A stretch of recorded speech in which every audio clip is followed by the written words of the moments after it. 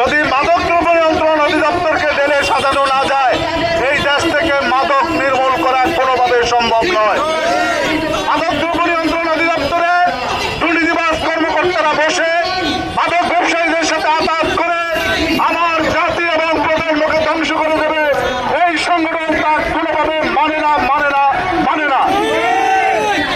সংগ্রামী সাংবাদিক ভাইরা, মাদক দ্রব্য নিয়ন্ত্রণ অধিদপ্তরে আজও বাহিরা শক্তির কারণে, যাদের কালো থাবার কারণে আমার যুব সমাজ ধ্বংস হচ্ছে।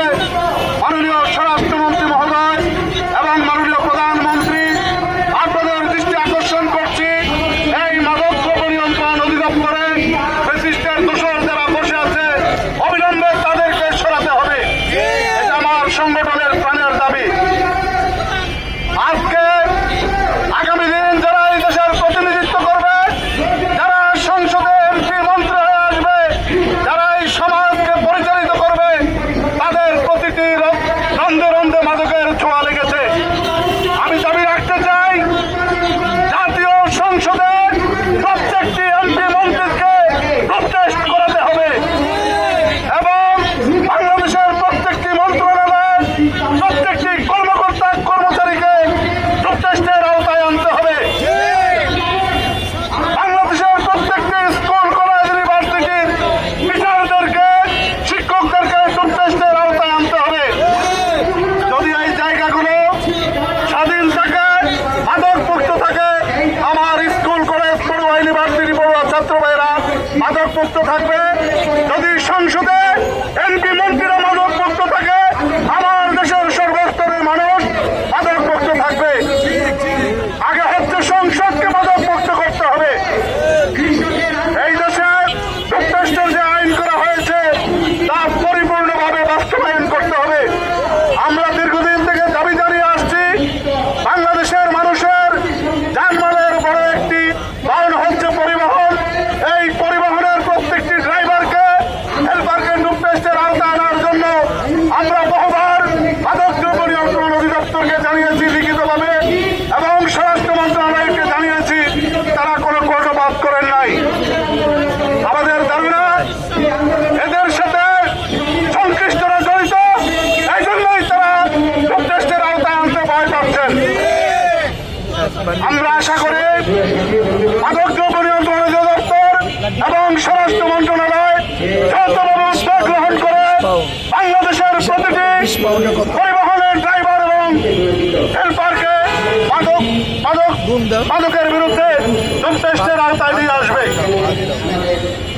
প্রিয় ভাইরা, আপনারা দীর্ঘদিন আমার সহযোদ্ধা হিসাবে এই সংগঠনে কাজ করে যাচ্ছেন। এখানে আমার মাদ্রাসার অনেক সহযোদ্ধা ভাই, হেফাজতে ইসলামের সহযোদ্ধা ভাই এবং বিভিন্ন আমার রাজনৈতিক সহযোদ্ধা ভাইরা রয়েছেন।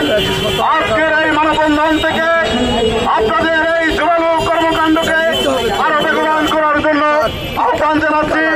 সেই সাথে জানিয়ে দিতে চাই, যদি মাদক দ্রব্য নিয়ন্ত্রণ অধিদপ্তরে জেলে সাজানো না হয়, আগামী 7 কার্য দিবসের মাধ্যমে মাদক দ্রব্য নিয়ন্ত্রণ অধিদপ্তর ঘেরাও করা হবে। আমরা চাই, মাননীয় স্বরাষ্ট্রমন্ত্রী, আপনার এলাকার কুখ্যাত মাদক ব্যবসায়ী আপনার জেলায় পড়েছে, আব্দুর রহমান বদি জেলে আছে, তাকে কোনো অবস্থাতেই সে যাতে জেল থেকে ছাড়া না পায়, আপনার মন্ত্রণালয় সে ব্যবস্থা করবে। আমরা জানি, বাংলাদেশের কুখ্যাত মাদক ব্যবসায়ী আব্দুর রহমান বদির সহযোদ্ধা শামীম ওসমান দুবাইতে পলাতক রয়েছে। সেই শামীম ওসমানকে এই দেশে সর্বাত্মক আইনের আওতায় এনে তাকেও জেলখানায় বন্দী করতে হবে।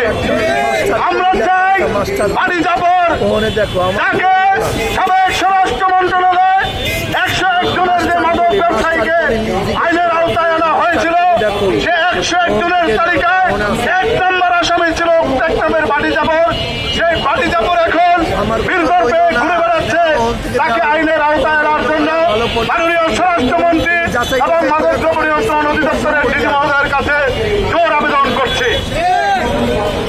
এখানে মাদক বন্ধ করার জন্য সকলকে একযোগে কাজ করতে হবে। আমরা জীবনে